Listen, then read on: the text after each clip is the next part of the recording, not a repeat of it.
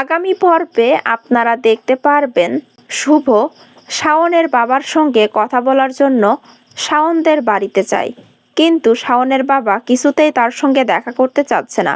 শুভকে বাড়ির মধ্যে ঢুকতে দিচ্ছে না সিকিউরিটি গার্ড।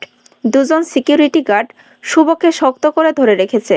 শুভ চিৎকার করে করে বলছে, স্যার একবার আমার কথা শুনুন প্লিজ, একবার আমার কথা শুনুন। সিকিউরিটি গার্ডদেরকে বলছে, ছেড়ে দাও আমাকে, ছেড়ে দাও। সিকিউরিটি গার্ড দুটো কিছুতেই শুভকে ছাড়ছে না। তখন শাওনের বাবা এসে বলে, ওকে ছেড়ে দাও। এদিকে দেখা যায় শাওন শুভর জামাইবাবুকে বেশ কিছু জিনিসপত্র কিনে আনার জন্য বলে। জামাইবাবু বলে, কি কি কিনতে হবে তার একটা লিস্ট করে দিন, আমি গিয়ে সব নিয়ে আসছি।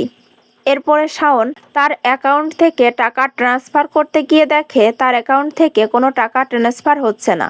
আপন মনে বলতে থাকে, এটা কি হলো, আমি কেন টাকা তুলতে পারছি না? তাহলে কি বাবা আমার সব অ্যাকাউন্ট ফ্রিজ করে দিয়েছে? তো বন্ধুরা, এই ছিল আজকের পর্বের আপডেট। কেমন লাগলো কমেন্টে জানিয়ে দেবে। পরবর্তী আপডেট দেখার জন্য চ্যানেলটি সাবস্ক্রাইব করো।